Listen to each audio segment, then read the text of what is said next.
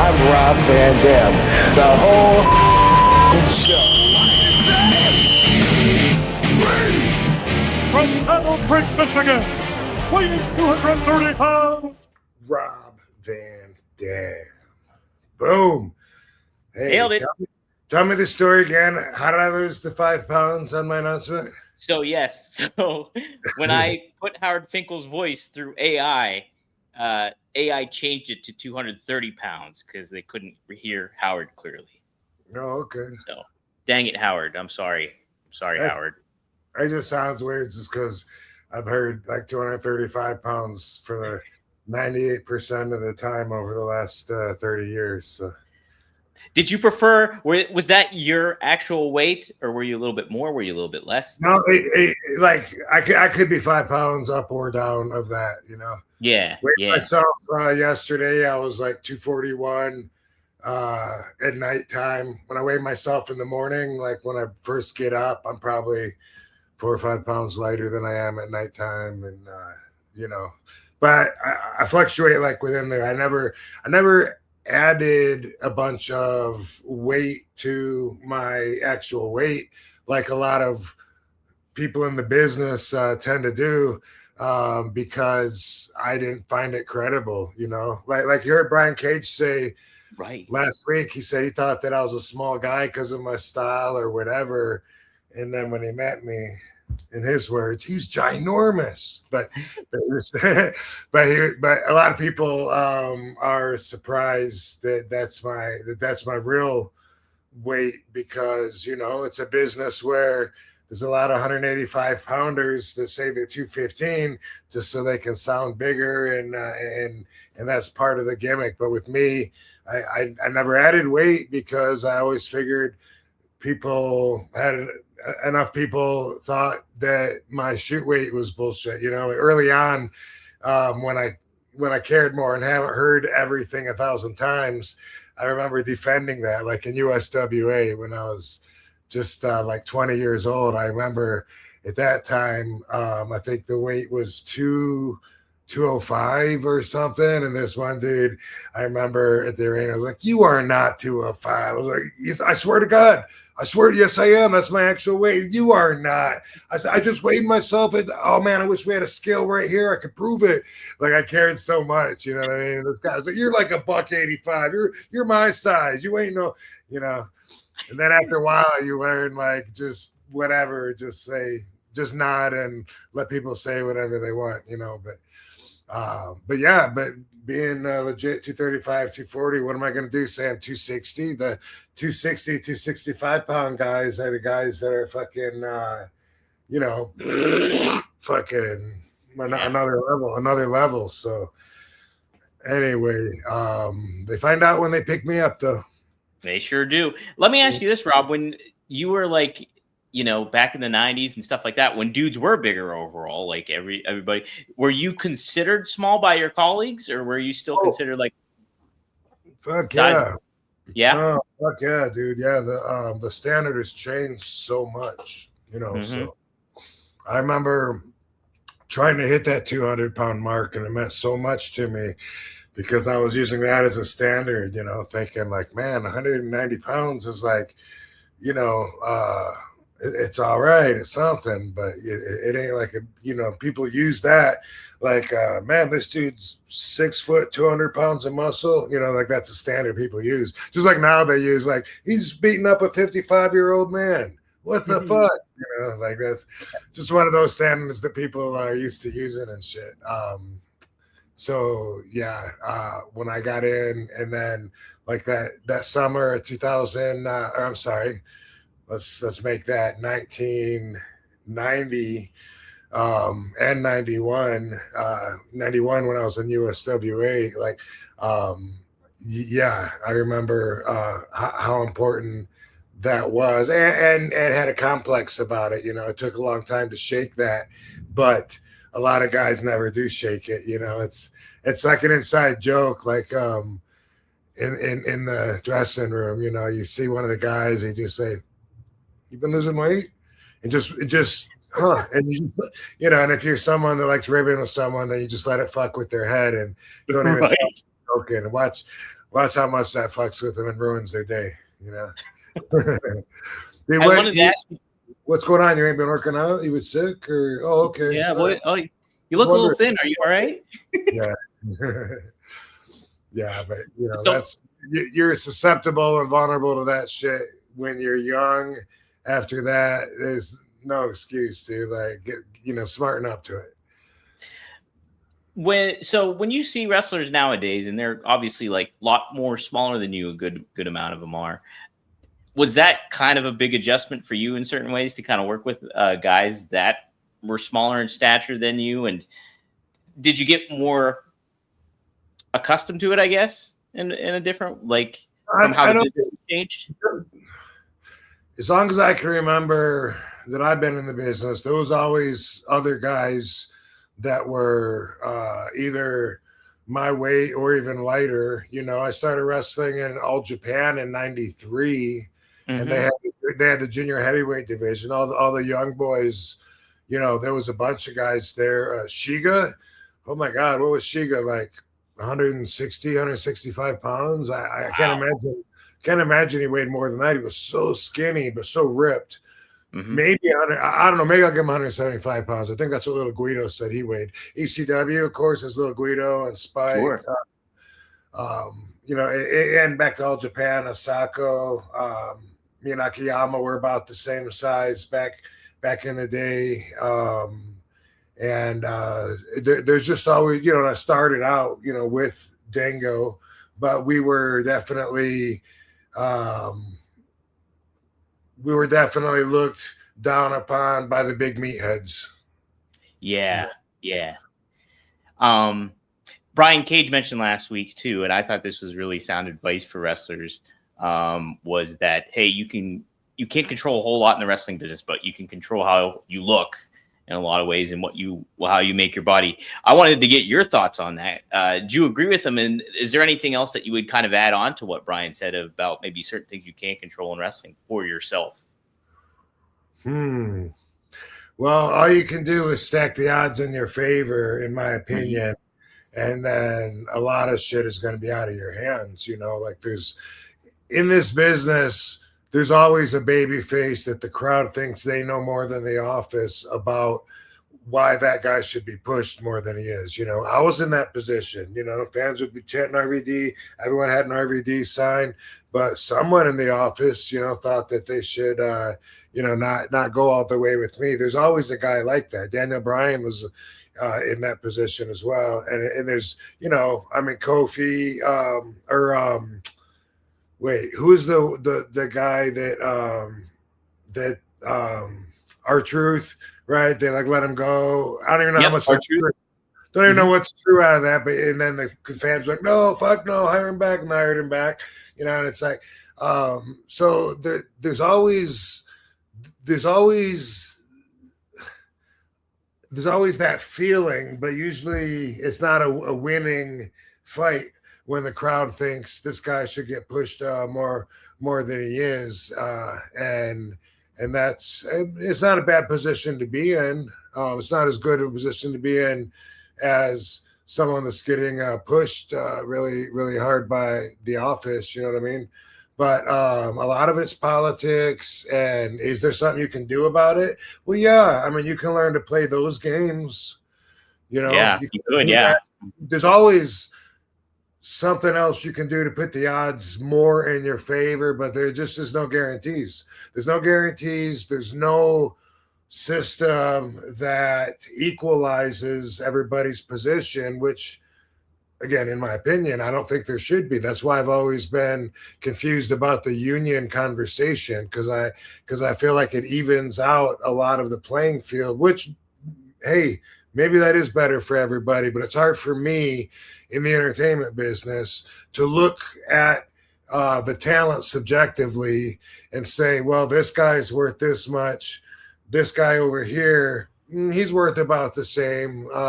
This guy, not quite there. He's a little less. He should be on a scale down. It's hard to do that. I mean, it really depends on your popularity, your marketability, who's buying tickets to come and see you, who in the future If they do things right with you, can they get into that position where people will be buying tickets to see you, and who do they want to invest in for the future and take a chance with? So no matter what you do to put the as many odds as you can in your favor, there's still a lot that you just got to throw your hands up and say, well, I did all I could and it wasn't fair. It is that kind of business.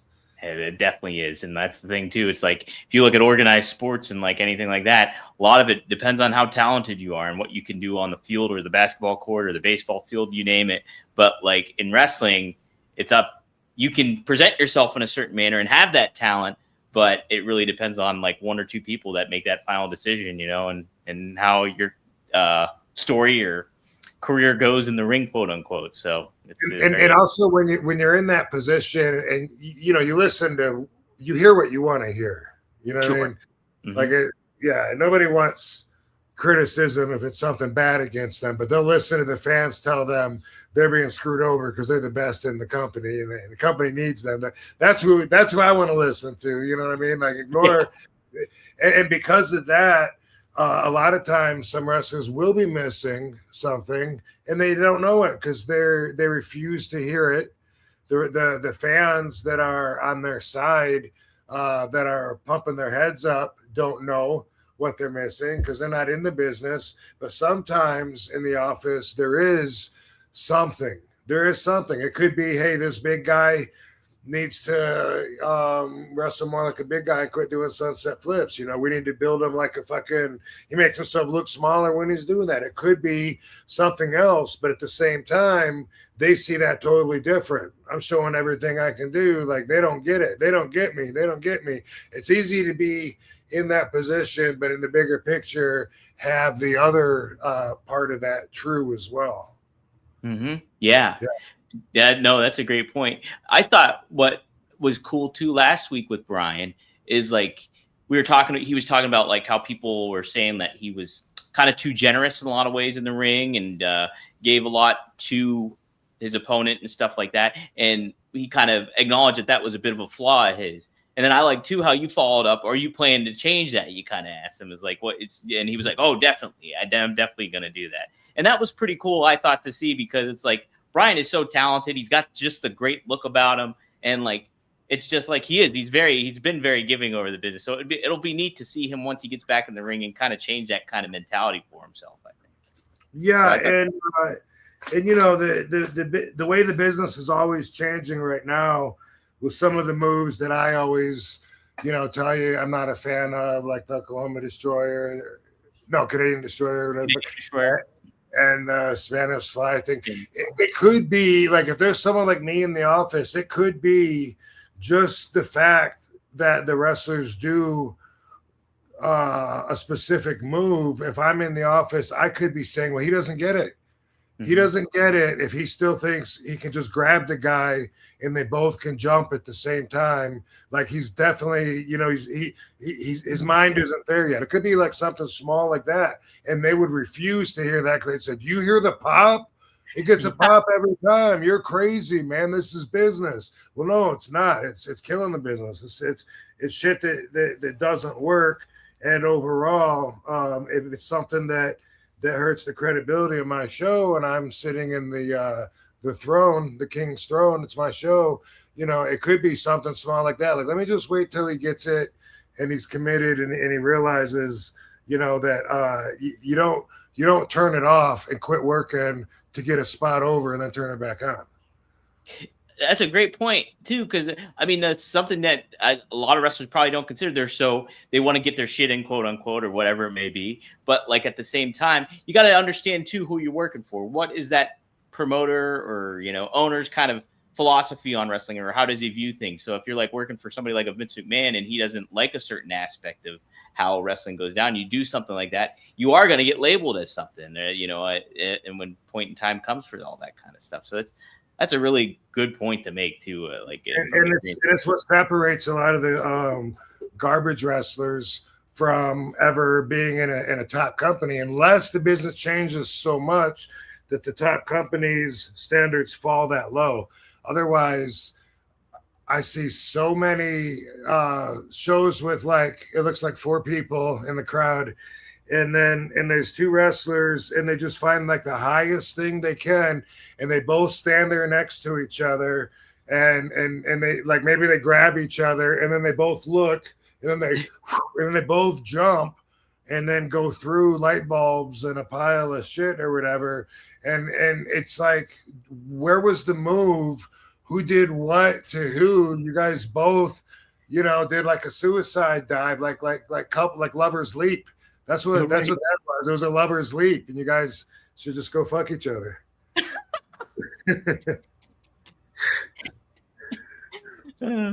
Let's say hi to some folks in the chat here. We got Matty Marijuana in the house. We got Scott's Hugs, new guy in town. Kit Kat 6969. Peyton Elvis in the house. Jem the Dawn. Triple E. Welcome, everybody. Get your questions in if you have them for RVD. The super chat always helps, but I try to keep my eyes peeled for anything else as well. Neo RKS asked you this, RVD. Is RVD going to be featured at in GTA 6? It's because we do the Grand Theft Auto thing. That'd be pretty sweet if you were in GTA, Rob. That would be pretty cool. Yeah. I had something going with the Tiny Green Man, I think it was called, the video game with the little army guys, where I was a downloadable character, and that was pretty cool because it had seemed like it had nothing to do with wrestling. It was just a really random kind of thing, but that was set up with my partners that ended up ripping me off with the CBD company, so it wasn't really worth it.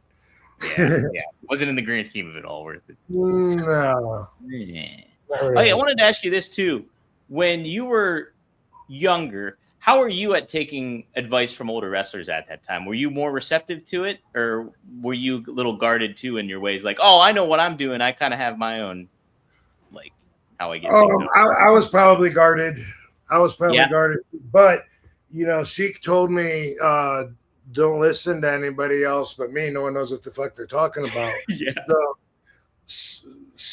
So that kind of gave me a license to not listen to people, especially when I didn't want to hear what they had to say, Sure. Like when what they said just did not make sense to me. And, like when I was real young, I remember when I'd be working someone new, a veteran or whatever, and I'd be trying to say the moves that I do, like I do, I do this thing where I jump up and I spin around and I hit you with a kick and I do a backflip off the top rope, and I'm trying to do this stuff. And a lot of the attitude a lot of times would be like, just listen to me out there, kid.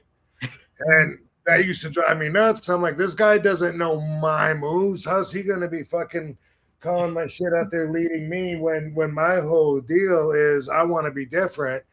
I don't want to be out there just doing the same arm drags and hip tosses that everyone else. For me, it was always about being different, having moves that were original that people hadn't seen. So I had that plus, yeah, I also had my ego telling me, this guy don't know what he's talking about, or he's wrong, or whatever. But usually, when it was Sheik or Sabu telling me stuff, I think it meant something, and because then. I believed them. They had the credibility, and they were the ones that were teaching me how to become the fine young man I would become. Would you say relying on Sheik and Sabu gave you the confidence to kind of say stuff like that and defend what you were going to do in the ring, like with a veteran? Like if somebody said, would that give you the confidence to kind of push back at some of that stuff and be like, well, I have some moves that I want to do, or would you kind of sometimes acquiesce and be like, all right, I'll take what you're doing or whatever? How would you handle that? Probably a balance of both, Yeah. I mean, I remember lots of times being frustrated at the business and at pushback that I was getting that I thought was detrimental to me becoming the star and ascending the ranks, that I hoped to. And I thought, like, definitely if I listen to this guy my whole career, I ain't going to be shit. If I go out there every night and then just listen to the veteran or the heel or whatever, and nobody knows my moves and because especially at that time you're working someone different every night because unless you're in a territory, you travel and hey, I got a show in Pittsburgh, I got a show in Wheeling, West Virginia, and you don't know who the fuck you're working. Maybe you've worked with them before, maybe not. Especially your first year or two, not. Yeah. You haven't worked anybody, and so yeah. I mean, I definitely was reluctant at times to even want to follow the path that they were following at all. It made me sometimes down about the business, and I remember this. I'll always remember this, but I know I've shared this with you before. But 21st birthday, I'm in Jamaica. First time that I smoked weed was on this trip, but also I was advertising. I was going to have this 2 matches. Maybe it was 3. I don't know. A few nights. We're at the Coney Island Amusement Park in Kingston, Jamaica. And anyway, I'm wrestling this. He's always going to be a prick to me because he's dead now, and he can't really fucking change that first impression I have of him. Sure. So fuck Mark Starr. But I do understand a little bit more about his thought process, just knowing the business. Still fuck him. Not something I would do to a young green kid ever. So fuck him. He was a dick. But anyway, we have a match, and I've been like on the news promoting and all excited and all this. And then I get to wrestle him, and something got fucked up at the very start. I don't know what it was. And so then he decided, I'm not going to take a chance with this kid. I'm going to teach him a lesson. And he picked me up and he power bombed me. And he picked me up and he power bombed me. And he picked me up a third time and he power bombed me. And he folded me over and did a shoot cover. 1, 2, 3. It was the quickest match of my career. And I was so bummed and so disappointed. And anyway, when I got back to the dressing room, him, Jimmy Backlund, another stooge hung out with them, Coconut Dude. They were all standing there, and Jimmy Backlund's like, who the fuck trained you? And I'm like, Sheik trained me. Well, he must not know what the fuck he's doing then.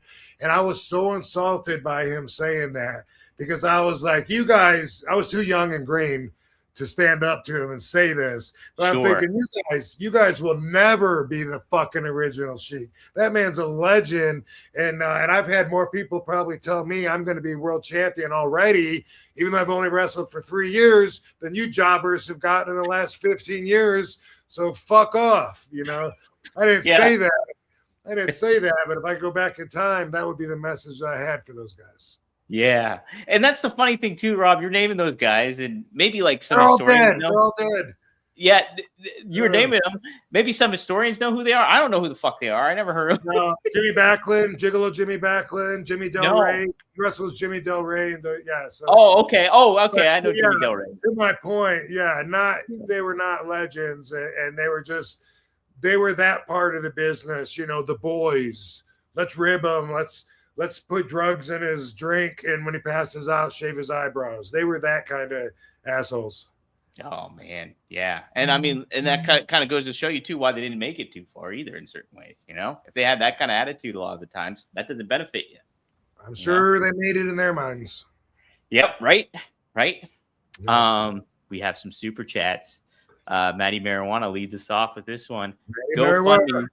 He says, "Go fund me RVD to frog splash Pat McAfee at Mania." Have you seen all the Pat McAfee stuff going on recently, Rob? I have not. Okay. Well, what's been happening is they inserted Pat McAfee into the Randy Orton Cody Rhodes storyline, and they turned Pat McAfee heel. He's a heel now, and he's like he's on Randy Orton's side, and he's saying like, Randy Orton's gonna save the business, blah blah blah, and they're attacking Cody Rhodes. But what happened on top of it too is, I don't know if WWE leaked it. They're blending reality with, a storyline.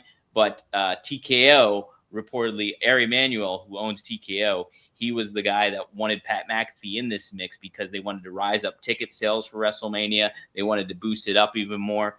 And so Pat McAfee attacks Cody Rhodes on SmackDown. And then later on that night, the report is that WWE brass told Cody Rhodes to go out there and push back about what Pat McAfee said because he mentioned that ticket sales were low on the show. And like, how is that going to help WrestleMania if you're saying ticket sales are low and stuff like that? How's it going to feel like a big deal? So Cody Rhodes cuts this shoot promo.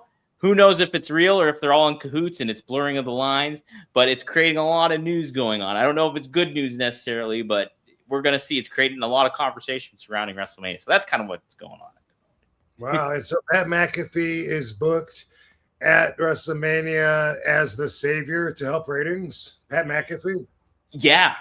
Like in a roundabout way, because what's rumored too is Ari Emanuel, who owns TKO, he wants Pat McAfee to be the next Sylvester Stallone, like in action movies eventually, and doing all this kind of stuff and being like a big star. And he already is like a big star outside of wrestling. But like, so he's really wanting Pat McAfee in the mix and getting those ticket sales boosted up. And so who knows if this is all a big kind of storyline that's all everybody's working together to do it.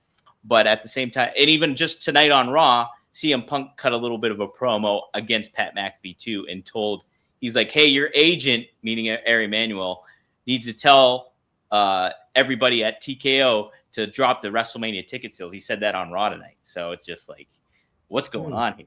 It's kind of wild stuff at the moment. But interesting. Yeah. Do you like Pat McAfee? What do you think of him, like getting inserted? Sure. Yeah, I mean, I've seen very little of him, but sure. Yeah. I don't have any stories and haven't really seen a lot of what he does. I've seen him ask a couple of questions or whatever, and sure. Yeah. No, he's good. He's charismatic and stuff like that. I just don't like, from the perspective of it all, I just don't think he fits what they're doing from a story perspective, but we'll see how it goes. He was trained by Rip Rogers, by the way, like early on back in the day. So he's a full-on wrestler. He trained as a wrestler, and then he got in the ring. Yeah, he worked with Adam Cole in NXT, and then he's had a couple of matches. He worked with Gunther at WrestlePalooza, I think it was, and he's done a couple matches and stuff like that. He's not bad, he's not bad. So, but yeah, I mean, like he was mostly the commentator and stuff for WWE and stuff. It was what he was mostly doing, but they just turned him heel. So we'll see where it goes. They're trying to boost some interest, I guess, a little bit. But good so luck, Maddie wants you to frog splash him. Understood. Yep. Frankie Teresa, thank you for the $5. Always ask the good questions. Did ECW tone down the sex and violence when it got to pay-per-view? How about when it got to TNN? When was it the best? He asked to ECW. So did they tone down the sex and violence when they got to pay-per-view? Or did they amp it up? That's a pretty interesting question. I feel like it was kind of the same, but I remember conversations happening around that point, like, would we be able to do as much this and as much that, because it was going to reach a much larger audience. But since it was not free TV and it was pay-per-view, I think that gave us a lot of leeway. There could have been rules on like so many matches with blood, so many matches with this. I'm not really sure. It sounds like a conversations that might have happened, but it was the first pay-per-view or the second, whatever, that like they brought in Janet Jameson, and so I kind of feel like. Not that they were pushing the envelope anymore, but that they were also not hiding from what we were. I feel like from what I remember of the matches that were on pay-per-view, I feel like it was a pretty good representation of what our product was. It was a little different. It was the first time I remember ever having a time cue in mind. Like I didn't know how long 20 minutes was. I just never had, at that point, I never had to feel it when I was out there. Just whatever I felt was good. And I didn't really know how long I went, unless someone told me afterwards. So that wasn't even part of the job until after we started doing pay-per-view. TNN for sure though. And TNN, if everybody remembers right, they even started censoring us. And then Paul did the shoot promo on TNN where I think they took the whole audio out. Maybe I have that VHS tape with his, and he's basically challenging the Nashville network, which is what it was back then, to throw us off the air. And he told us he was doing that because he was stuck. Stuck there due to contractual obligations, and that we were set up to have a shitty position, and that we needed them to throw us off the air to get away from them. And that's what he told us. I doubt that was 100% true, but he did do the shoot promo. Yeah. So that's when I got into ECW, was during the TNN era, actually. And so I was like, anything that you guys did, even to that level, was like, that's edgy to me. I was like, holy crap, I can't. And like, it was almost still kind of watching like almost like this rebellious underground kind of vibe to it still at that point in time. But I mean, it was like before that. It was still the same product. It was just maybe, taken from an R to a PG-13 or something comparable to that level where, we'll say no to a few more things that we would have said yes to. Fellas, you already know what time it is. It's time to level up, and Blue Chew just dropped something crazy. I'm talking next level, championship belt, gold-plated energy. One of a kind, if you will. Blue Chew Gold is the newest innovation from the #1 chewable ED brand. This ain't your grandpa's little blue pill. No, no, no. This is the 4-in-1 beast that's setting the gold standard for performance. We're talking 2 ingredients for blood flow to keep that rocket pumping, mixed with apomorphine and oxytocin to turn up the arousal and connection in your brain and body. Blue Chew Gold dissolves under your tongue and works just as little in 15 minutes. That means you can get it on quicker and stay in the game longer.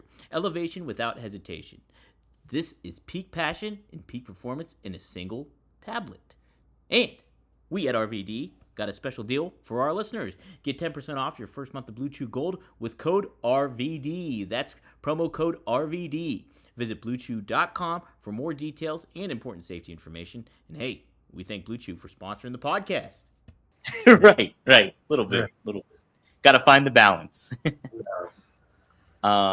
Maddie chimes in again. Thank you for the Australian $5. He says, RVD and Austin sound so content with their current life. Why do you think some can't be content? RVD or Austin still get 2 of the biggest crowd pops too. Mania plan. Oh, and what's your Mania plan? Yeah. So that's a great perspective by Maddie too. You guys are pretty comfortable with your life, you and Stone Cold, it seems like, outside of wrestling. There's something that I think everybody who am I to say what people should do? That's already, I catch myself wanting to put that disclosure up, but I think it's a good idea for people to seek fulfillment. And it's something natural that we do, but fulfillment means that there's actually a finish line. You know what I mean? Like, some people get into the drive so much, they always want more and more and more. And they always, why get up if you're not going to give everything you got to this one thing on your mind? And why even do anything unless you're going to do it 1,000%? Like, that's all bullshit to me. You know what I mean? Yeah. If you want to look at things that way, that's fine, but there's answers. Why do anything if I'm not going to do it 1,000%? Because it needs done.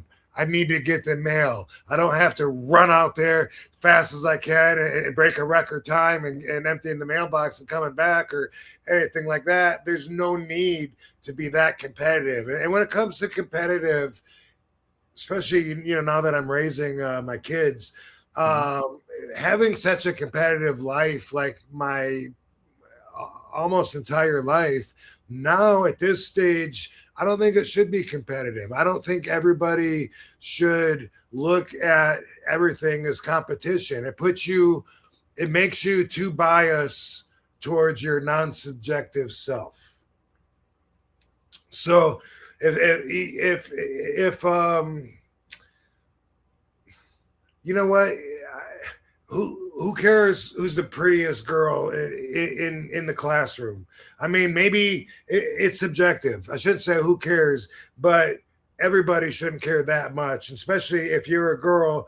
You shouldn't have to be, you shouldn't have to worry about being the best at everything. Okay, who's the funniest one in here? Me. Everybody wants to be in that number one spot, no matter what you're talking about. Who here likes pizza? I got a free pizza for whoever likes it the most. Me, I do. Everything is so fucking competitive, and everybody compares themselves to everybody. It's okay to do that on the download just to get your standards, but I don't agree with living like that in competition and in comparison. What if you are a fat kid? What if you weigh 400 pounds and another kid says, dude, you're a big dude. He's going to be, instincts are to be defensive, fuck off, man. Your mama's a big dude. You know what I mean? Like, we have that in us, and it's so stupid. If you weren't biased to your own self, maybe you would be like, yeah, and it would be like so much easier to deal with. And it doesn't even mean that it's true. It just means somebody is telling you subjectively they think you're a big dude. So it's like, and, well, what's the point to it? It's supposed to hurt my feelings, because it doesn't, unless I look at it as if, like, I'm not doing good in the competition. I'm not doing good comparing me to all these other kids. Oh, no, I'm standing out by this one flaw. Fuck that. You know what? What if you were just like, hey, man, your hair's funny? What if you were like, yeah, I guess it is. You're right. Boom. I mean, people don't know how to be like that. But honestly, there's so much more positive energy, less room for tension, stress, awkwardness, and it's taking competition out. I forgot what the question was that Maddie asked now, because he didn't make too much of a question, but he did say, let me see here. I'll pull back up. He said, RVD and Austin sound so content with their current life. Why do you think some can't be content? Yeah, I think it has a lot to do with comparing their paths to other people's paths. The word is fulfillness. Okay. I feel fulfilled. You know what I mean? I feel fulfilled in life. A lot of people don't, because they have a lot of stuff that they feel like they need to do that they haven't done yet. I got goals still, things that I want to get around to doing and whatever. But overall, they're not important. They're not needs. And I'm fulfilled because I have a family of love. I have an understanding of how to live life, a great relationship with the universe, and being fulfilled is like feeling content is a word that does describe it, but content is just such a mellow first level feeling. Like, content means, okay, I'm content. I'm fine. Where I don't need anything. I'm just fine. I'm pleased with the way things are going. Leave me alone. I'm content. Leave me right here. Fulfilled can be the same thing, but it also can be, like an abundance of what you consider joyful. And a lot of people can't have that because they're always going to compare. What if I was like, hey, at least I got enough money when I'm at the grocery store. I can buy whatever I want. I don't have to say, oh no, I got to wait till that's on sale. But then again, can I buy big fucking airplanes and boats and have mansions all over the world like a couple of my peers? Well, fuck no. So how can I be fulfilled? That's a way of feeling uncontent, dissatisfied, and feeling like your accomplishments are not worth as much as maybe they could be. It has to do with your own values, your own goals, how you feel about where you're at in life based on those values and goals. And I'm very glad and proud to say that I am very fulfilled. I didn't used to be, it used to be like if somebody called me and wanted someone else's number, like, hey, I want to put Chris Jericho in this movie, man. Can you hook me up and get his number? They'd be part of me. They'd be like, fuck, why isn't it me he wants? Yeah. The fuck am I going to get Chris in the movie for? Does he know I'm an actor? What the fuck, man? Fuck, why isn't that me? Why isn't it me is a way that I used to live that I just don't anymore. Because I got to where looking at my own path satisfied me and got me to feeling fulfilled, to where I'm like, that isn't me because it isn't me. You know, that's not meant for me. Or if it comes back around and it is meant to be, then it will be then. But right now, looking at my path and what I've done and what I'm doing and all that, if that is enough to really satisfy your hunger, then you're fulfilled. So yeah, that's a great point too. I think it kind of ties back into what we were talking about earlier too, when it comes to like just being in the business and not being able to control things in the business. I think too, at the same time, like you and Austin have both fulfilled so much as like achieved so much in the ring at that point in time. But the neat thing about you guys is you clearly have outside interests too. At the same time, you don't find fulfillment just in the ring. Like you have stuff with Katie and, you know, the babies now and, you know, other things as well. And then Austin, he likes his cats and he goes out, chills out on his farm with his roosters and all that kind of stuff. And then at the same time, he does racing and stuff. So there's like, you guys find extracurricular fun and engaging activities outside of the ring that doesn't necessarily tie you to it and make you in that competitive mindset too much anymore. But the funny thing that Maddie brings up too, which I think is great, is you guys still get two of the biggest reactions when you show up. Like, and it's just like, I think that speaks to what you guys do like outside of it, because it's like, oh, I could come back and do something, but I don't need to. And I think fans get attracted to that, I think, too, at the same time. I think also that a lot of the questions that I have a hard time answering, I think it's because of this, you know, like if you said, who's the one guy that you really want to wrestle, you haven't wrestled, wouldn't that make me be unfulfilled? Right. If I was like, you know what, I've done a lot in this business, Dom, but I really, really want to have a fucking tables, ladders, and bear claw match with Jeff Hardy. Like one more time, I really want that. I mean, that would be a very unfulfilled kind of thing to say. And so when people ask me, like, who's the guy you never got to wrestle that you want to? I'm like, I don't do fantasy matches, you know, and then I just name, like, let me just think of someone that'd be cool. Okay, yeah, Bad News Brown. You know, my answer might change next week, but I don't have answers for things like that because I look at more of being, I'm in the attitude of gratitude, which means, you know, boom, I'm so happy for everything that I have, whereas other people think about, I need so much more things to make me happy. Right, yeah. And it's always like going to be chasing the dragon, so to speak. You're never really going to get it. Exactly. Right? Exactly. And that's not a bad thing if that's what keeps you alive, I guess, but it's not consistent with my values. And that's what I'm saying. I'm not the guy that's going to tell you the early bird gets the worm. You know, I don't eat worms. Fucking let the neighbor get the coffee before me. I don't give a fuck. You know what I mean? It's like all those little expressions that are supposed to motivate you, you know, like boom, you're sleeping until 10 o'clock. Guess what? Your neighbor already got 4 jobs done today. He's done this. That's great. You know, if that's what you want to do, motivate yourself, get that drive, and feel like you've got a lot of stuff that you have to do in order to feel fulfilled for the day. But that's not me. It's not. And I think that's what makes you so engaging to fans too, is like, oh, Rob has that attitude. Like, oh, I could do with or without it. I don't necessarily need it. And I think that's a kind of a cool factor. You and Steve have it still in us. I think that's a great point Maddie has to make. He also makes another great point. He wants to see you also frog splash Randy Orton and a receipt for the punt that he gave you. So that'd be nice.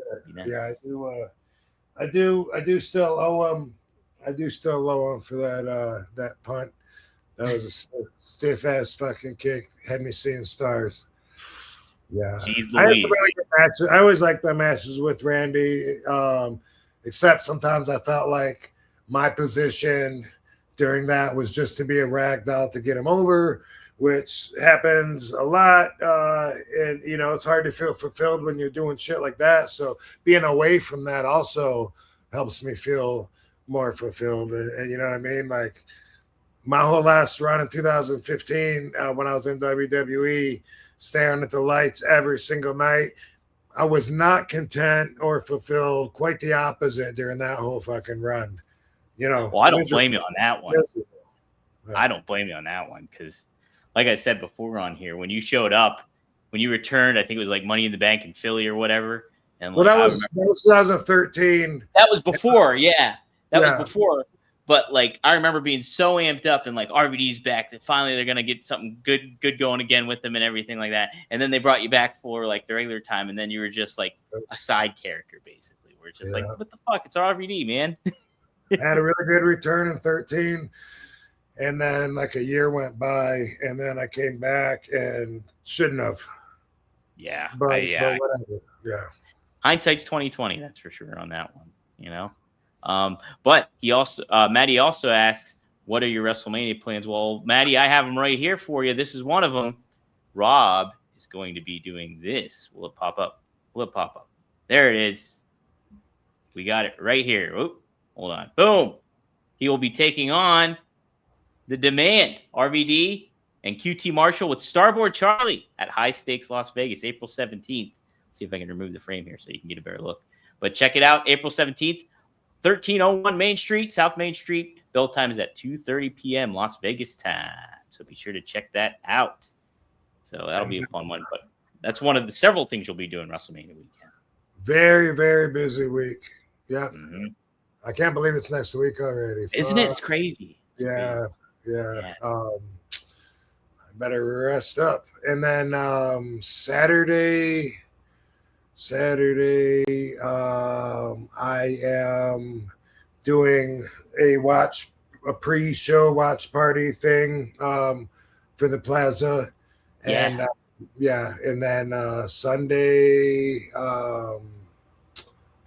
and then Sunday, oh no, Sunday that thing fell through. Yeah, maybe I'll stop by WrestleMania Sunday, maybe. Ooh. If I have enough energy after the week. Yeah. Heck yeah.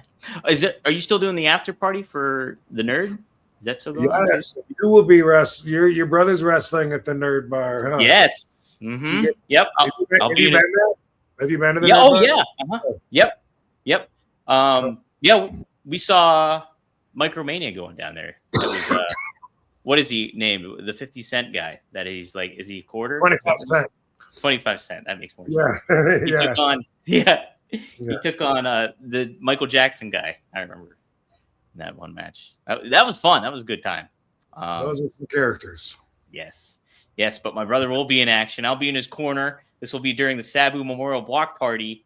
And Marcus, I'm making the announcement now. Marcus will be defending the IWC High Stakes Championship. That'll be on the line as he takes on Rubio. So newcomer Rubio. What night is that?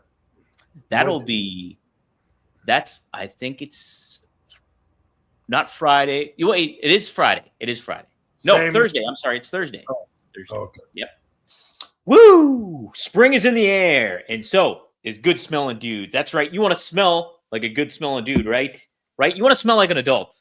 Well, no better way to get that achieved than to go with Mando. Yes, Mando's been a long-time sponsor here at One of a Kind with RVD, and I absolutely love the product. It's my favorite kind of deodorant they have going today because you do. It's not those high potent smells that you get from all these other in-store deodorants that, name brand stuff. Mando is growing, and for good reason, because they give you some unique smells, and you smell different, you smell like an adult. Plus, they have different varieties of ways to smell good.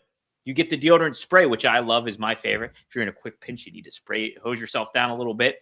Or you have the deodorant creams like this one right here. Boom, look at this. And you have plenty of other options too, deodorant wipes, so many other cool things that I have going on here at Mando. And my personal favorite, I'd probably have to say, is the Mount Fuji, because that was the first one I was introduced to, and I absolutely loved it. So I'm hooked on the Mount Fuji. Second choice is bourbon leather. You can get your traditional deodorant stick too, if that's what you're into. So, yes, indeed, we got a special deal for our listeners. Some men mask their BO with sense. Mando Men gets the job done right. Don't mask it, Mando it. Available in retailers near you, or head to shopmando.com, because for a limited time, new customers get 20% off site-wide with our exclusive code. Use code RVD at shopmando.com for 20% off site-wide. That's shopmando.com. Please support our show and tell them that One of a Kind with RVD sent you. Mando's got you covered. With deodorant plus sweat control, say goodbye to sweat stains and hello to long-lasting freshness. I'll plug it. Oh, shit, I should have plugged it tonight. But I know Sabu's getting a memorial, and I guess this is probably part of it. It is. Mm-hmm. Okay, so do you have the details with the memorial, the monument that's being installed or whatever it is? So I think what Johnny's doing is like a chair setup, I think it is, or something. I think so. But it's going to be permanent, right? Like a statue? It's going to be permanent. Yeah, it's going to be permanent. So I don't know when he's unveiling that, but what I'll do is I'll post that on our social medias and stuff like that, and so people can get an idea. Because Johnny's got a whole itinerary of stuff going down on Thursday and Friday, and then obviously the WrestleMania after party too. So he's got a whole bunch of cool stuff planned. Not only is my brother wrestling, but there'll be other names on bigger names on the card too. I know Brian Cage is taking on Jack Cartwheel one of the nights. Willie Mack, I think's in action too, if I'm not mistaken. It's going to be a really, really good time. I'm pretty excited. So nice. Yeah, I'm gonna try to make it down, and then my after-hour party at the Nerd is Sunday night, 4/19. Sunday. Yeah. Heck yeah. I'll definitely be there for that too. I got to tell you something off air too when we're done about that. Kayfabe. Oh, this is a good question here by Maddie. I like this one. He asked, what would Sheik say about all the celebrities at WrestleMania? Celebrity involvement. You know, I think that he would be happy that they're involved, but not probably part of the match. And that's, I mean, I could be wrong, but since y'all know that I don't like it when non-wrestlers wrestle and make it look easy. Even wrestlers aren't good enough to wrestle till they're doing it 4 or 5 years. And by the way, when I repost on Instagram all the times wrestlers are diving and landing on their head and fucking up and falling, I do that with intention, because when I'm reposting it, every time I'm thinking these are people that are doing shit they shouldn't be doing. Right. You know, I mean, you guys might be getting sick of hearing us old heads say this is how it used to be, but for the sake of conversation, I mean, that's where my insight is. So, you know, deal with it a little bit here. I'm just letting you know it used to be like even on indie shows, like I would be like the only guy that would be jumping over the top rope to the floor, like a tope, like that would be like a high spot of the whole show. And it was because I was acrobatic. I was a high flyer. It wasn't like Manny Fernandez and Wahoo McDaniel were going over the top rope, diving to the floor. But now that everybody thinks they have to do everybody else's shit, a lot of people are trying to get moves over when it's very unnatural for them, whether it's the Van Daminator and they suck at it, whether it's dives, whether it's hardcore using weapons and exposing the business, because everybody can tell, that he's fucking selling something when you got the impact was nowhere near. And I got some things in mind, but I don't want to insult anybody. Something I've seen, but a lot of that is in my mind when I'm posting it. A lot of times that's why, like, all right, that dude's 400 pounds. He's not an acrobatic guy. And by the way, I never had 18 guys to catch me either. It was like one guy, right? Sometimes too, and that'd be a high spot. Like if there's two guys and they're looking at each other, like, oh my God, what are we gonna do? Then it would be like even like, wow, you got two guys down with one fucking bowling ball. That's great. But the fact that you see 15 people out there to catch, that tells you the person diving should not be doing this. That's it, right? That is not a diver. That's not a high spotter. That's somebody that doesn't know their realm of wrestling, in at least compared to old school rules. Well, sometimes you'd have no people catching you if you had Lance Storm. You're wrestling Lance Storm. No, and that was my risk. Nowadays, I think Lance would get in trouble. Right. That's what's crazy is like that was my risk. Like if you're gonna do a high risk move, you're taking the risk. Everyone else would say like, nah, fuck that, Rob. You do that crazy shit yourself. I'm good.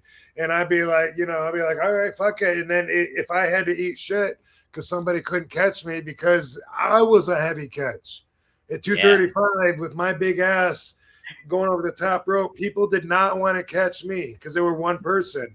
And so a lot of people wouldn't catch me and I'd eat shit. And I wouldn't let them know because my ego would be like, well, you know what? Don't sell it. You wanted to do that move. They let you eat shit and now they want you to cry about it. Fuck no. I'm just going to say, oh, I don't know if I got you on that one. Fuck you. You fucking got out of the way, you bitch.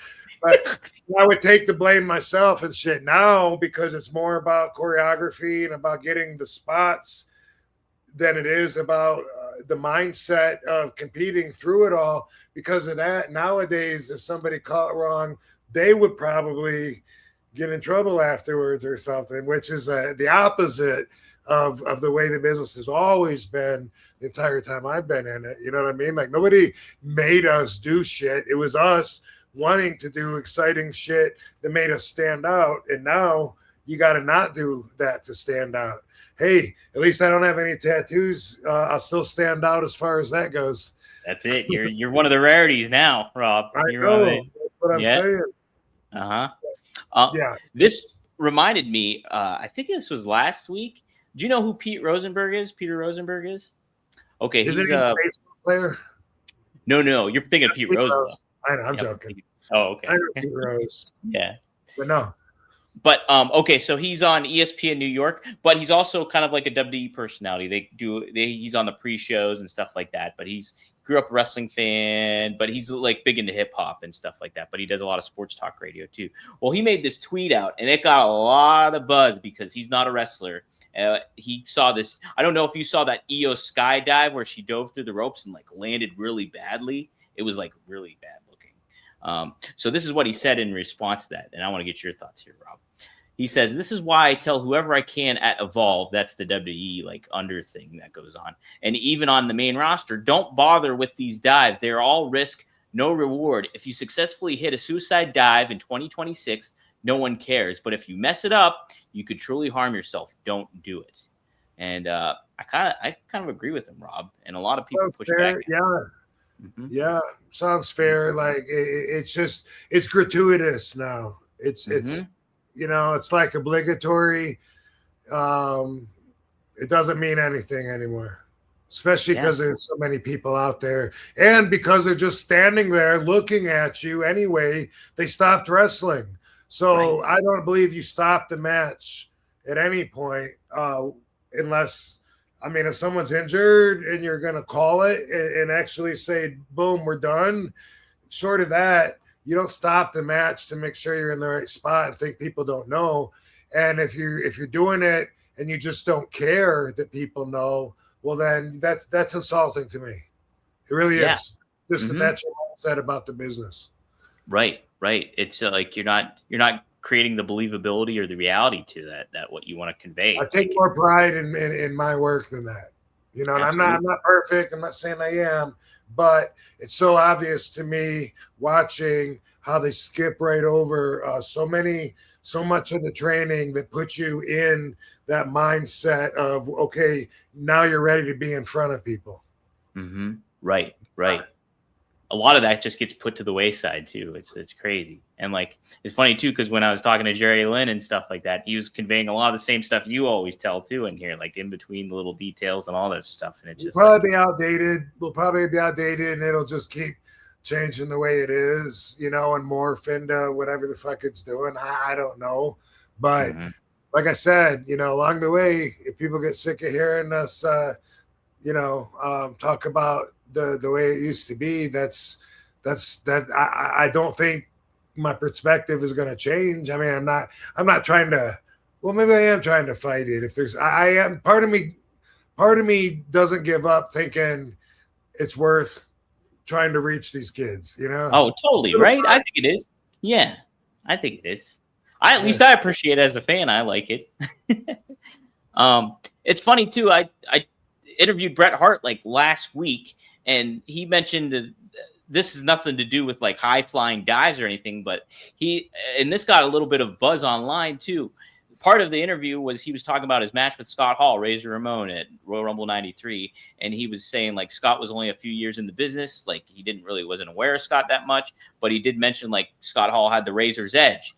And Bret was like, I'm not going to take that move. He's like, it looks too dangerous because like I'm laying on my back. I don't want to do it, kind of thing like that. Falling backwards. Falling backwards and all that stuff. And Bret's like, I'm not going to do that. And he said at the time too, Vince kind of gave him the go ahead because he was the champion and he was like the next big guy. He has authority to kind of dictate what goes on in the matches and stuff like that. And Bret was like, and I was still kind of getting used to that at that point too. So he was like, this was like kind of a fresh start. And he talked about working with Ric Flair right before that too.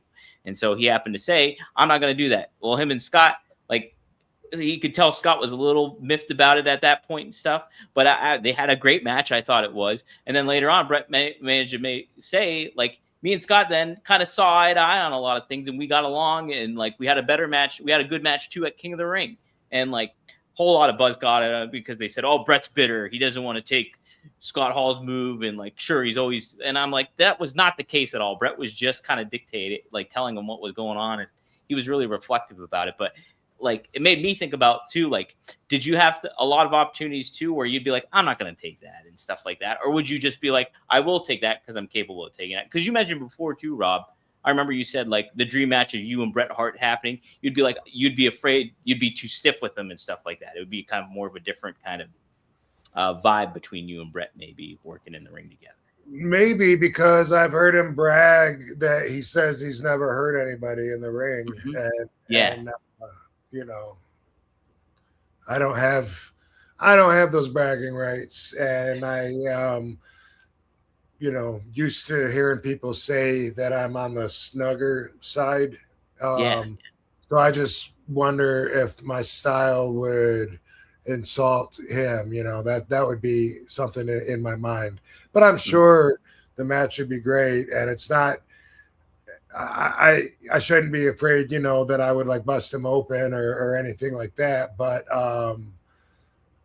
sometimes it does happen, and sometimes there's only like a tiny little half an inch between something making contact and being really solid and awesome and being just a little bit too much and knocking somebody out. That would suck to be the only guy to ever knock the Hitman out or something like that. One Man Gang, when I wrestled him, he said he'd been wrestling 12 years at that point, which is that right? Because maybe this would have been like 97, 98.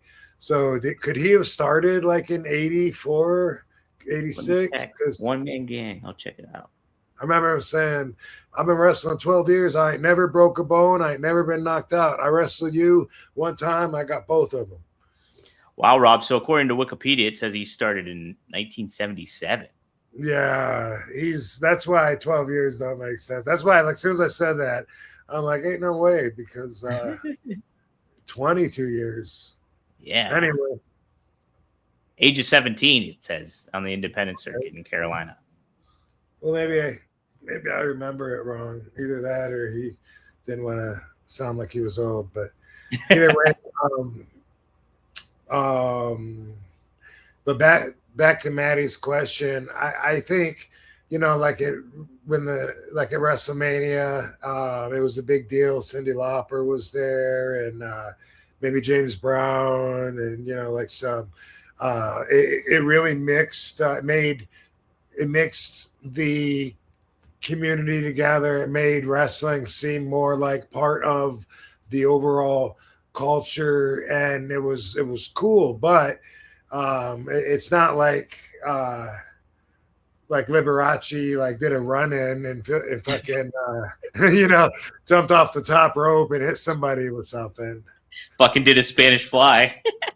Yeah, I kind of feel like Sheik would have been consistent with my thoughts, that like what we do is not easy and it doesn't get the credit it deserves anyway.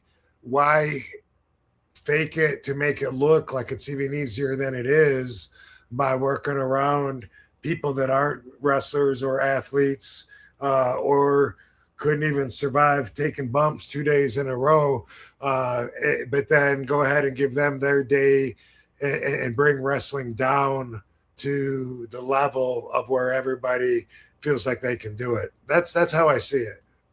Yeah. And so, and I'm kind of with you too in a lot of ways, because I mean, I think too, a different way to look at it is like, that was back in like 1984. And so you look at today's world, everybody has their own avenue they can go down. And there's plenty of avenues because you have so much accessibility, and you can go, if I'm interested in comic books, I can just strictly look at comic book stuff. Or if I want to go watch video games, people play video games, I can do that.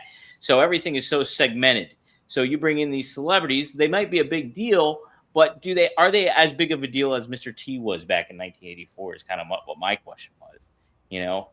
I wasn't alive at that point, so I don't even know. But I mean, like, I can't take that firsthand. But yeah, well, I got something I gotta say to that, and this is for perspective for people listening too, because I just think this is interesting, and a lot of people might not realize this or overlook it. Celebrities were bigger back then. We only had 3 channels growing up. Now, not only do we have 5,000 different channels, but we got all the social media. We got celebrities that have never been on TV. They just have millions of followers. They're influencers, so they're celebrities in their own mind. YouTube, famous, whatever. But like growing up, we had 3 channels, and then we got a 4th one, which was Fox. It was ABC, NBC, UHF. And that was all we got. So everybody watched MASH.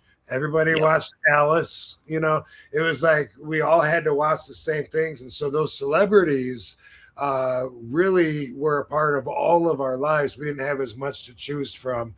And so the day of, and if you go way back, like say to the 20s, when they just started, putting sound in movies and you could hear voices of the actor. Talkies! Yeah.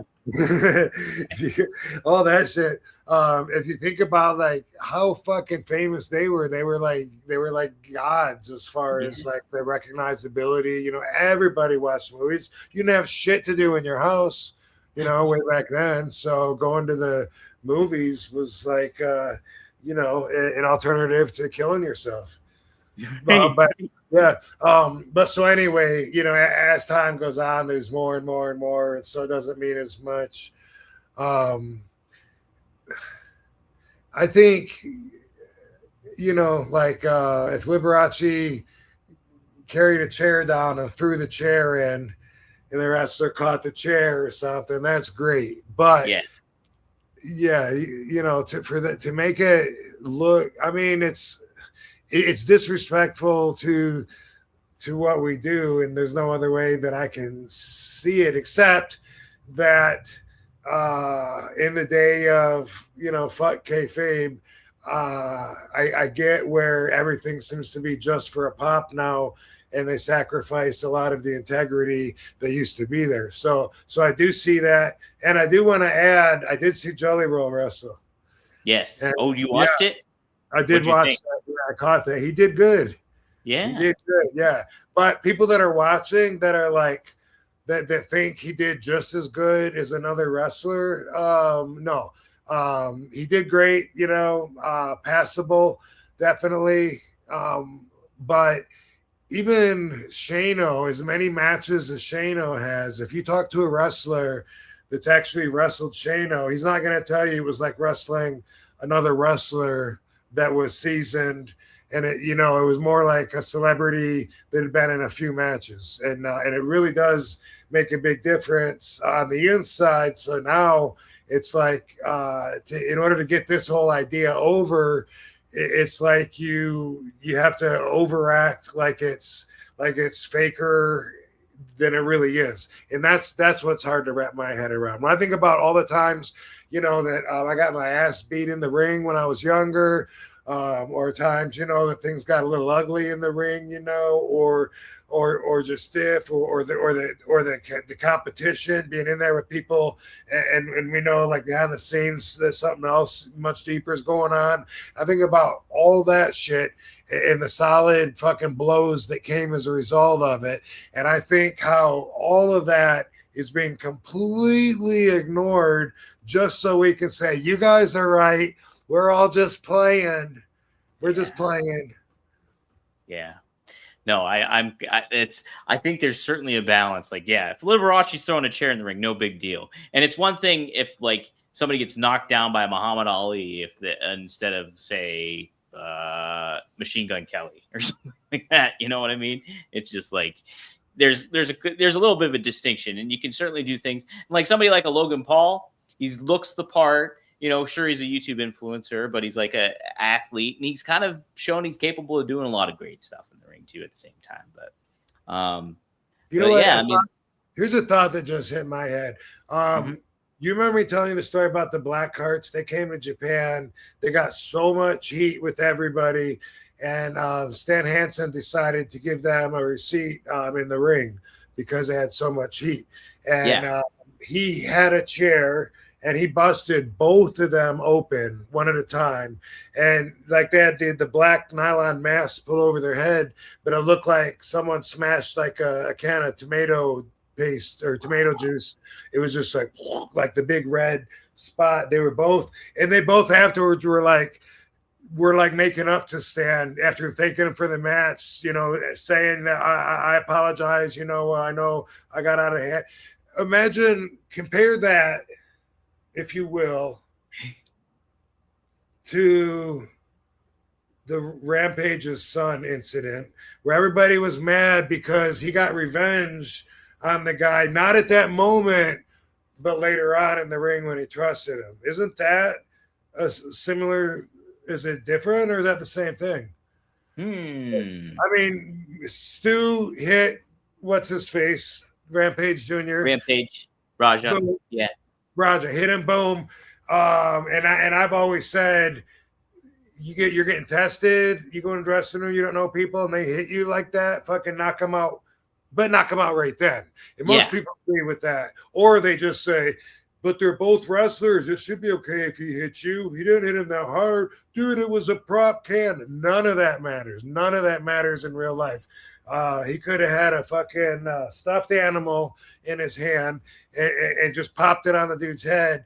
And if you don't know someone and they do that, doesn't matter if you're on the sidewalk or in the dressing room. If you're being tested, you have a choice. Are you going to say, fuck you, I'm not the one? Or are you going to say, what did you do? And that's your choice. But a lot of people that agreed with, if Raja would have just decked him right there, would have been okay. What if he would have almost killed him? Don't know. But later on, because so much time had passed, and they think that they made up, which, again, I saw not that, but a conditional apology as long as he got to get him back. Right. But then the timing, we all agree, he shouldn't have waited until later. And then shouldn't have gone as far as what he did. Shouldn't have. Well, whatever. It was his choice. What if he wanted to kill him? But I'm just thinking, and this thing happened up with Stan, and that's old school. You know what I mean? Somebody gets heat. Bob Holly and Renee, right? Boom. Did Bob Holly kick Renee's ass as soon as he saw him? As soon as he found out about the ticket that allegedly was on the windshield? No, he waited until they got in the ring and worked and then beat the shit out of him. That's how come, that doesn't get the same kind of heat and attention because it's old school rules. It's a inner sanctum teaching process. You know what I mean? Like within. And so outsiders can see that as something a little more acceptable, but really it's kind of the same thing, except for the fact that Raja had no business being there because he wasn't even a wrestler. Right. He wasn't. Yeah, that's it too. That's I guess one caveat too. But I think that's a fair point nonetheless too. It's like, you settled in the ring. Eat with somebody, and then you got to work them. I mean, you kind of expect it, yeah, they're gonna be wanting, you know what I mean? Mm-hmm. So yeah. Anyway, just a thought, just explaining some of the inside sillyisms that people on the outside just don't understand. Yeah, ain't that the truth? That's very true. Jim the Don has a RVDology question for you, Rob. This is a good one too. I think we're all capable of doing this. Jim the Don, $2. Thanks for asking. RVDology on Overthinking. Stoked to see you WrestleMania weekend. What's your thought process on Overthinking? Rob, jeez. Almost called you Robert, my co-host, my other co-host. My thoughts on Overthinking are this. You like you said, it's something that we all do. Worrying doesn't solve anything. If you add worry to it and then it's fucked, the worst happens, then you stressed out and then still had shit at the end. If you don't worry, at least you can have and you still end up there. It's actually less suffering in the long run. But here's the thing: you have to ask yourself, is it something you can do something about? Mm-hmm. If the answer is no, then you just have to reason with yourself. Dude, it already happened. I keep thinking about, why did I say that to him? Why the fuck did I say that to him? God, I wish I wouldn't have said that. But you already did. Is there anything you can do about it to fix it moving forward? Could you say something else to him about it? Could you bring it up? Okay, well then, by thinking about it and obsessing about it, even though it already happened, if you can find a solution, in other words, if there's something you can do about it, then not only is it worth thinking about, but now you know how much to think about it. And then boom, you solved it. You're done. You thought about it and you got a solution. So good. Now you feel better. You won't obsess about it. If there's nothing you can do about it, like, damn, I should have fucking told him that. Now he's gone. Or damn, I fucking forgot. I wanted to give him this thing and now he's gone. Whatever it is. I mean, it could be really deep. Could be experiencing something with someone that's a loved one that's gone, whatever. If you are overthinking about it and there's absolutely nothing you can do about it, then you just have to reason with yourself. Hey, am I reasonable? It may not be easy to let go, and I won't let it go. What I'll do is I'll recategorize it. So I'll still remember that conversation that I had that I'm regretting, but instead of it being something I obsess over, I'm going to recategorize it right now because I realize there's nothing I can do about it. I'm going to categorize it as just a bad memory that I learned from. And then boom, automatically I won't be thinking about it as much anymore. Unless you have exceptional problems, that shit works for me right there. Is it something I can do something about or not? As long as the answer is yes, you're not done thinking about it then, Mm-hmm. If you're, God, should I get the car or should I not? Fuck. Well, you got to make up your mind. You got some unfinished business. You don't know. You got to find that answer. And then if no, Okay, but then if afterwards you're like, man, I can't think and maybe I should have done it. Fuck. Well, can you still get it? No, then fuck off. Let it go. You got to let it go. If there's nothing you can do about it, if there is something you can do about it, then think about it enough. Think about it enough. Decide if you're going to do something about it. If you are, what? If you do, you'll quit thinking about it. If you recategorize it as just something to learn from, but it's part of the past and it's something that that you cannot change now. All you can do is keep it as a lesson learned. That will help you quit obsessing about it as well. That's some great points. I like the aspect too where you recategorize it. If you can't do anything about it, then put it in a different, think about it in a different manner, and then okay, that's how it is. I know I'm diagnosed with obsessive compulsive disorder, and I legitimately obsess over things. I overthink everything a lot of the times, and like something just from the bare minimum, what you can even do is acknowledge that you're overthinking it. Like, oh, am I spending too much time on this? And then kind of make realization of it, and then be like, okay, I just have to redirect myself and like just think about something different, or like what you're doing in the moment and everything like that. And that's kind of a good foundation to kind of get yourself away from that. But I think, Rob, what you added on to it too, recategorizing it and thinking about it a little differently, is like a good grand scheme of how to help in the ultimate realm. Sure. Yeah, because it may not go away, but it doesn't mean the same thing anymore once you recategorize it. So I still hate myself over some things that I did when I was like 20 or 21, just being a really shitty boyfriend, to somebody that was really nice. And I think about like, and sometimes I think about it and I'm like, so like ashamed but what I had to do was, instead of using that as a source to be ashamed of, I have to use it as something to be proud of, because I'm not that person anymore. And I'm so glad that I've grown so much and changed so much from that I'm able to see that as the exact opposite of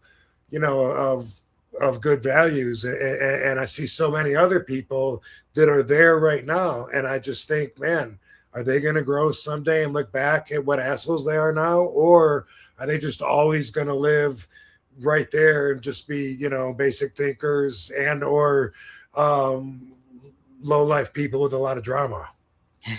Rob, I can't tell you how much I think about people now in the basic thinker kind of category, where it's just like, are they going to move on from where they're thinking currently? Or are they? How long are they going to stay in that position? Right. Yeah. And although the answer is not there for you, what you need to do is just be grateful that you are someone that's traveled from, that you're growing and that you see the growth, and that you can look back at a point where you used to be and see so much improvement that you would not ever want to be that person again, and recognize that in other people too. Yeah, absolutely. Hey, seeing like I used to be. Yeah, I used to be like that. I used to be an asshole. Yeah. I used to do all that stuff. Another thing, Jem, too, real quick, and this is my therapist told me this too, is give yourself an allotted time to think about something, or plan to think. Allotted. Allotted time. Yeah, an allotted time. So be like, okay, I'm going to think about this for like 15 minutes, or pick a time at 2:30. I'll think about that. And then set yourself some time to think about that if you really want to, but that kind of helps you can move on to. That's cool. Yeah. All right. More super chats. We'll plow through some of these. Triple E. Rob, we haven't talked about this yet. Triple E asked this one. Y'all's predictions for Sandman versus the Invisible Man at Joey Janela's spring break. Y'all see the videos he shot? Will RVD cost Marcus's match and do a run-in? Yeah. I saw Sandman on a talk show sitting on the couch with was it Joey Janela? It was Joey Janela, yep. Mm-hmm. Yeah, and he got attacked by the Invisible Man, Yes. It's what can I say? What do you say to that? it's I'm interested to see what he does with it in the match, and just because I love Sandman, I will probably be entertained by it if I'm able to watch it. But obviously, after talking about how I view celebs in the business, Casper the Friendly Ghost is a step down from there. That's a step down from having a match with a broomstick. What's the worst? Having a match with the broomstick, having a match with the ghost, or having a match with a 9-year-old girl? See that I believe it goes in the ascension level that you just named. So Okay. yeah. All right. But it is what it is, and we can't can't turn back the hands of time, but doesn't mean I have to give in anyway. I mean, my opinion is still going to change, and I'm going to watch it, and without insulting him, I'm thinking this is stupid, right? Yeah.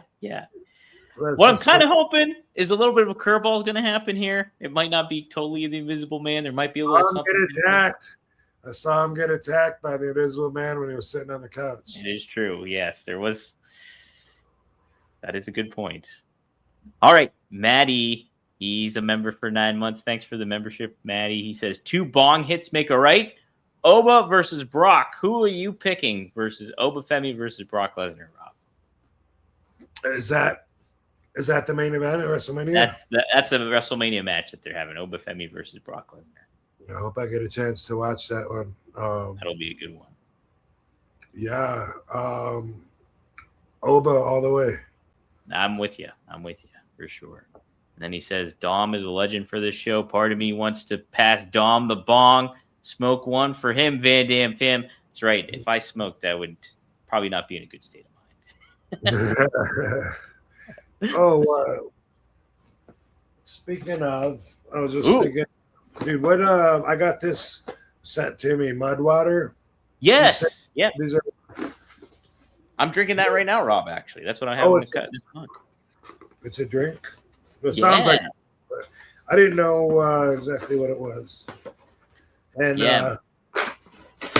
they sent it to us as a gift. They sent it to us, as a gift. You get a frother in there. You get the mud water in there. The frother is awesome, Rob. Mushroom coffee. I dig it. Yeah, I dig it. I've been drinking it. So. Okay, sweet. Well, thank you, Mudwater Cafe. Yes, thank you guys for sure. With a stirrer. Yeah, it's badass, Rob. It's great. You can do your Irish coffees with that too. Froth out those Irish coffees. I will. Yeah, I will. Yeah, Oba and Brock. This is something that's got to stretch out for a while. I think it's got to. You can't just.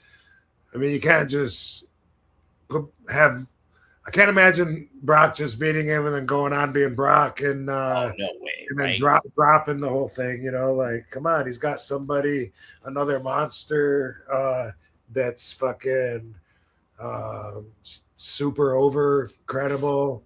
Push him to the moon. Rob, somebody made the pitch to me too. I think my co-host Robert Karpolis, he said what they should do is have Oba beat Brock at WrestleMania. Next night on Raw, put the title on Oba Femi. Just have him have a match with somebody like that and just ride that roller coaster that you're going to get with him. He's super over Oba Femi right now.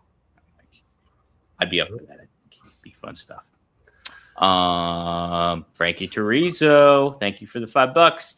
Maybe Rob has some insight or RVDology. If I knew everybody was going to get tattoos, I never would have got mine.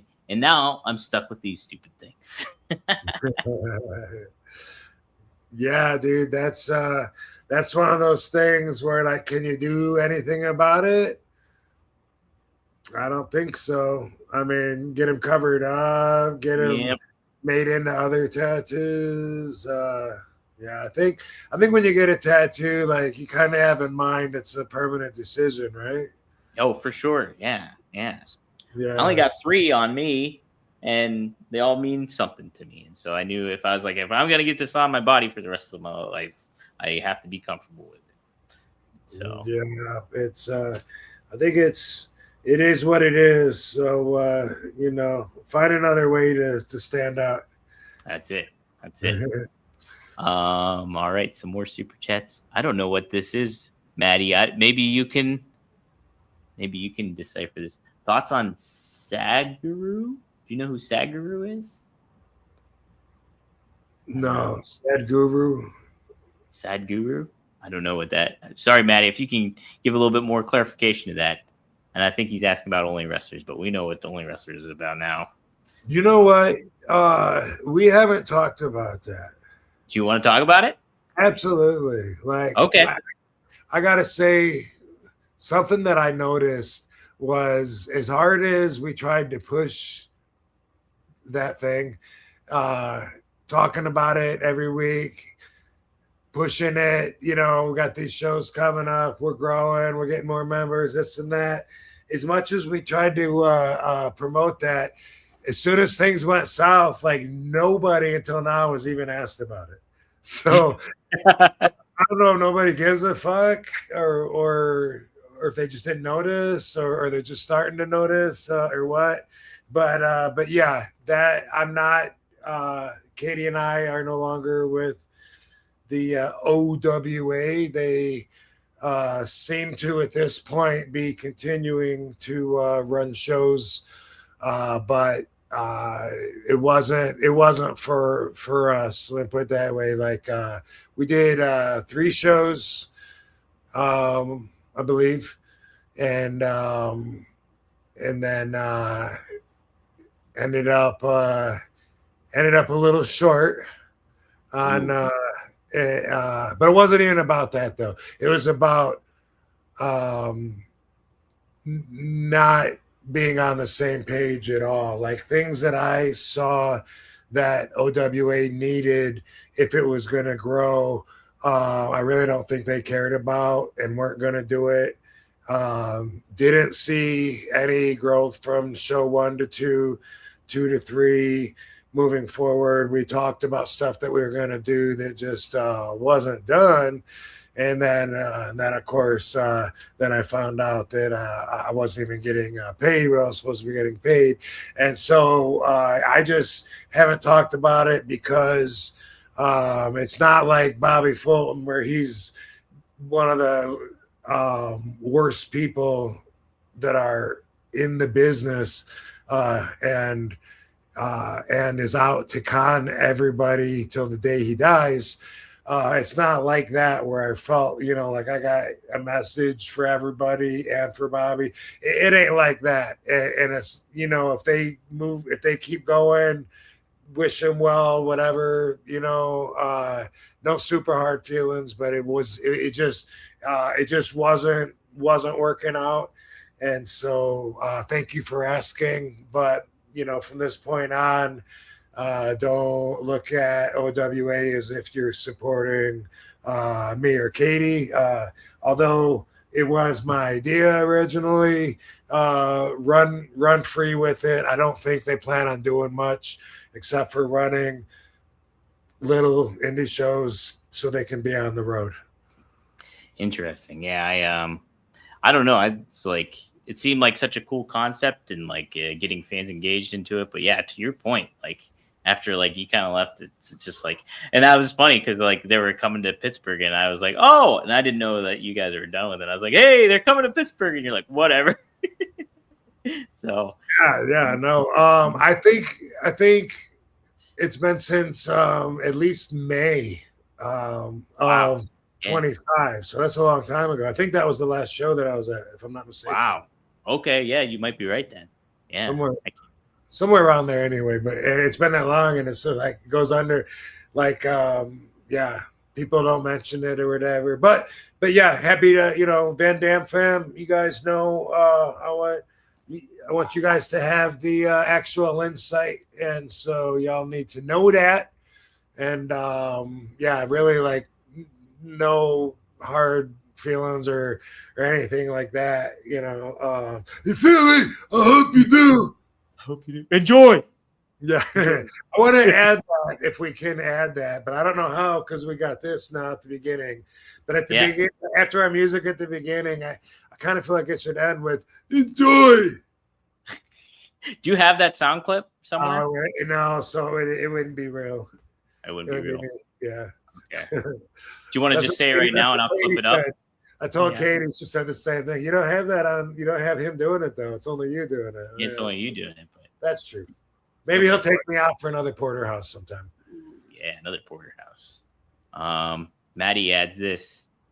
How much did Dom enjoy seeing Marcus get yeeted by Oba? I enjoyed it. I really wanted Marcus to get F5 though by Brock Lesnar. That's what I really wanted to see. And so when Brock pulled that one guy in and gave him an F5, I was like, damn it, that should have been Marcus. Where did Oba come from? Do you know his backstory? So I think he's Nigerian originally, but he was he's been in NXT for a pretty long amount of time. But man, okay. like, that guy has such a presence. Like his voice is really good, and like I think like how he handles himself on the microphone is really good. I mean, like he's a big time star moving forward. I'm pretty excited to see what they do with him. But yeah, I thought, like when everyone was talking about him, I thought he looked familiar, like he'd been around for a minute, but then I wasn't sure because it's like he's got the hype of like a new sensation or something. And I saw somewhere somebody, I don't think I read or listened to it. It might have just been a headline, but I saw something where somebody said that he had a strength advantage on Brock. That's why I asked where he came from, because I didn't know if he was like Mark Henry, like an Olympic weightlifter. yeah, I don't know his like backstory outside of wrestling. Okay. But I mean, I wouldn't be surprised if he was something to that effect. Let me see here real quick. Oh, get this, Rob. He was a former shot putter. So there we go. Born in Lagos. Oh my God. He was born in 1998, Rob. Can you believe that? He's only 27. Yeah. Wow. How about that? Wow. Oh man, people want the RVDologies tonight here, Rob. First off, Tom V gives us 279 Canadian, and then he gives us another 279 Canadian. He says, "How do you trust your gut under pressure?" And it's his birthday. Happy birthday, Tom. Happy birthday, Tom. Yeah, How do you trust your gut under pressure? that's a good question. I'm trying to think of an example under pressure. You have to go with I look at it like gut is instinctive, and as I talked about last week, RVD is not an impulsive person. So even if I just have a moment to make a decision, like my gut will instinctively tell me what to do, but I still have to consider before I will commit. Have to. You have to consider the consequences. You know what I mean? Like, am I going to go left or right? Fuck. I think I want to go left. But then I have to imagine, okay, if I do go left and then I go down that way, I'm not going to be able to go that way at that point. Am I going to be okay with it? Yeah, fuck it. Let's do it. Like, even in a split second, I have to second guess everything. So I have instinct, throwing out there the idea, trying to run it by the administration to get it passed. But then I have to have common sense take a look at it real quick before they put the stamp on it and say, boom, this is the action to do. Have to. I mean, sometimes, someone's swinging at you, you have to just duck, and that's reflexive, and that's kind of like a different thing. But when it's like, when you got time to use your brain, and, like, man, I usually regret when I don't go with my gut. But I sure do feel a lot better when I second guess it, and then I get 2 layers of affirmation that it's the right thing to do. So I second guess everything. I'm not impulsive. I'm not a person that's spontaneous. People that just automatically like boom, I bought a dog today. Are you going to take care of it? Oh, like that. Those people do not think about the consequences. That's by definition what an impulsive person is. They act without considering the consequences. I don't do that. So even when I trust my gut, and I do usually regret if I go against it, which is rare. But sometimes your gut is biased because you want it to tell you a certain thing. So you're kind of convincing yourself that your gut is saying something sometimes that it might not actually be, just because you're like, no, I think I should go with this choice. And you feel like it's your gut telling you that, but really you're already biased and you want that to be the right one. So you have to be able to really connect and listen and let your gut lead without thinking about it. And then as the second step, put the thought to it. Pass, go. I like it. My huge issue, Rob, since I have OCD, I legitimately am I just doubting myself or am I questioning myself too much? And then it's like, is this my OCD coming into play or is this my gut? And so it adds another layer of indecisiveness or what should I do in that moment and stuff like that. Yeah. So, Yeah. Well, that's a disorder. But it's probably one that a lot of people can relate to, yeah. Yeah. I mean, I have gotten myself worked up over that, just overthinking. I have been there. That's not where I'm normally at, and it was very stressful. And I started thinking man, I needed to talk to pros because I would overthink everything so many times that I would second guess my first and strongest choice because I would question it to death until there's plenty of reason to doubt it, and I was stuck in that for a little while, just a year ago. And it was just a lot of it had to do with things that were going on in my life that aren't normally there, that added extra challenges. I'm trying to remain my normal cool self, but then these issues aren't usually there. And so I'm having a hard time not having that change. But I don't want to change. I want to be back to balanced. And yeah, that's, it's a disorder, and it's something you've been diagnosed. So maybe you'll always have it. Maybe there's meds. I'm a fan of meds. It's all brain chemistry, and a lot of people are helped a lot from meds. Not everyone's got a great experience with it, but that's as far as my view goes. I'm not one of those people that's no, nature made you a certain way. Fuck all of it. Fuck medicine. I'm not one of those people. I'm like, dude, if there's drugs out there they've invented that can extend your life and the quality of your life can improve and shit like that, then hey, I'm all for it. Thank God for modern medicine. Yeah. I like weed, but that doesn't mean I'm a hippie that that's man, fuck big pharma. You just got to find the right roots and eat them. Just start eating roots. You'll find the right one.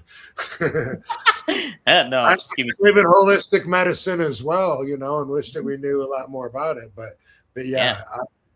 I'm for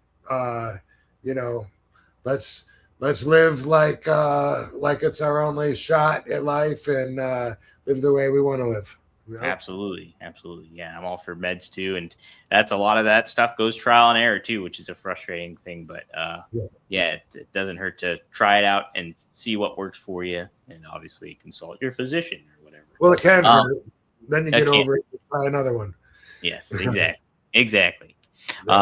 Speaking of birthdays, Seth, he says, "Smoke them if you got them." Thank you, Seth, for the $20. Happy birthday to you, man! Too belated birthday. Venice Dub Club. Yeah, Venice Dub Club. If you haven't checked it out, be sure to check him out on Spotify. Venus Beach Dub Club.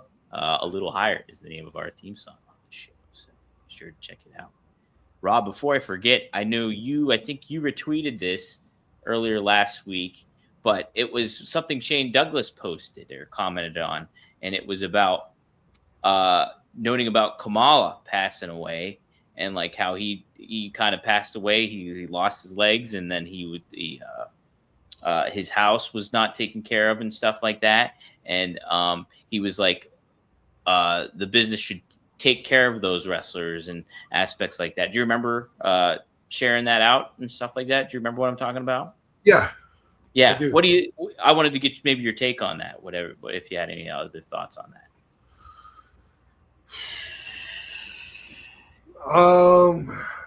Man,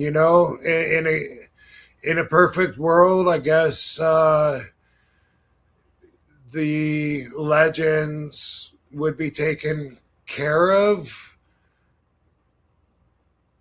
As an independent contractor, I understand that it's up to us to put money away. It's up to us to get health insurance if we want it. It's up to us to invest in a retirement fund. And I get that's different than being an employee where part of your paycheck is taken from you and money is taken out, and you get what you get, and then that's waiting for you when and if you make it to retirement age. Like I like being an independent contractor. I do get where if WWE is making billions of dollars, it seems like they could have a fund for that. It brings up a lot of questions, I think. Questions that could be worked out, I'm sure, but ones that I'll share, like where do you draw the line? If Kamala gets a pension fund, does Steve Lombardi, does Joe Merito, some of the jobbers that traveled with them. We're like, where do you draw the line? Is it something, is it something everybody, is it the AEW wrestlers get retirement funds then? And if so, okay, what about ROH? What about MLW? What about the Japan? Is it something where we actually want to sanction pro wrestling as a legitimate sporting entity that could be covered by the same basis, even though one of them is worth 20 grand and one is worth fucking billions of dollars? I don't know. I always wonder the same thing about the union obligations that people always want to put on WWE. They say they want to put it on wrestling, but I think they just mean WWE. Not all the wrestling organizations are full-time. I mean, I don't know. I don't know where you draw the lines. I wonder if some people, think about all that. But, that'd be great. That would be great in a perfect world, especially, it's making like a lot of money. And if money could be put towards something, but I don't know how many pieces you slice that pie up into over the years. If it's something automatic when you get a job with WWE, like an employee, is it something when you sign the contract that that you're building towards a pension? I don't know. It's our responsibility as independent contractors to take care of ourselves. I know a lot of wrestlers are like kids and aren't able to even take care of themselves. Like I said, their wives pack some of their suitcases for them and shit, pack all their meds for them, send them on the road. Then they're out there banging broads and doing drugs that their wife doesn't even know they do. That's way less now with the generation of people now, younger guys, professional, the business, more corporate, but that's part of it. That's what I came up in, and those are the rest. Those are my peers. You know what I mean? Those are the ones. that would now need the funding because now they're old and broken up. And like Shane said, their bills far out exceed their possessions, and and their maybe they're worth definitely what they got. Are they worth more because they're legends? Because they were all a big part of our childhood, and we want to see them living happily ever after.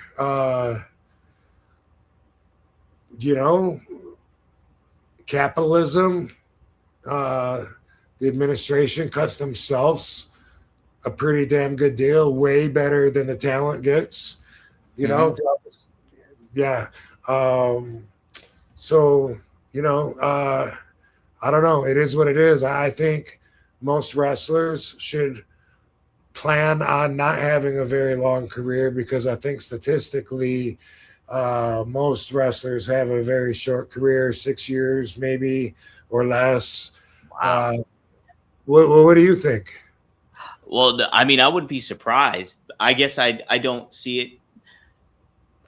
I'm just so used to seeing people so prominently on television for such a long time. Most wrestlers aren't even on television, So if it's something right, something you're pursuing and you want to be a wrestler, you want to see where it can take you. Boom, you know what? Go for it. Good luck, and kind of prepare for it as if you're going to get in and get out. In as many ways as you can, and then if it lasts a while, then boom, you're way ahead of the game. Way ahead of the game, yeah, absolutely too. I think too, it's like like W makes so much money. It'd be great if they did set something aside when wrestlers maybe in need something, and then they can help. Like, oh, here's the W fun pool or whatever you call it and stuff. And people would it be like Cauliflower Alley Club where there's that's kind of what I was thinking is like, or maybe that'd be great if W collaborated with Cauliflower Alley Club and then they kind of dipped in and helped them out with the funds and stuff like that. That would be a really cool collaboration, I think. So it wouldn't necessarily be for everybody. It would be for who needs it. Who needs it, I think would be a good way to do it, And like, so if somebody like Kamala falls on hard times or an Abdullah the Butcher who's like, dealing with issues and stuff like that, hey, let's help them out. And WWE's working through Cauliflower Alley to get this stuff done. I think that would be an awesome way to do it and stuff. Now here's a question for you. Yeah. Did Abdullah the Butcher ever wrestle for WWE? I don't think he did.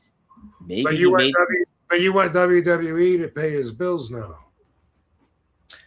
I mean, I'm just saying for conversation. I'll say this though. I think that WWE is the representative of pro wrestling in so many ways. They have the video libraries of all the history of certain promotions and stuff like that. So they are the ambassador of pro wrestling that we're all familiar with. So I do think the onus is on them in a lot of ways to maybe give back to the wrestlers that weren't even in the business in WWE under the umbrella. A lot. Damn good point. Nice. Then we'll have a couple more super chats and then we'll close on out. I did want to get your perspective on that because I thought that was a really neat topic one. And Shane Douglas does awesome work on his show. I love even listening to some of his clips that he does. So if you guys get an opportunity to check that out. Maddie gave some clarity of who that Sadguru guy was. Sadguru guy. Let me see if I can pull up the Sadguru. Sadguru is that Indian guru on YouTube. He's R. Frankie. Says so. There we go. All right. Oh, Frankie. I think he meant our Frankie Teresa, who always gives perspective and stuff. Oh, yeah. I'm not familiar with them. No, I'm not either. I'll have to check them out. And then this is our final super chat here, Rob. A wrestling historian. Thanks for the Canadian $2. He says, "Would you wrestle Gunther?" Thanks in advance. Gunther. I think that yes. And I think that would be a great opportunity if I had the invite. Sounds like a pretty damn good payday. And of course, after the match, WWE would be like, "Damn, RVD looks so fucking good." Like, we got to come up with some other plans for him now. And then they want to throw all kinds of money my way. And yeah, you know, I think that Gunther would bring a stiffness out of me just from what I've seen, like with his chops and stuff like that.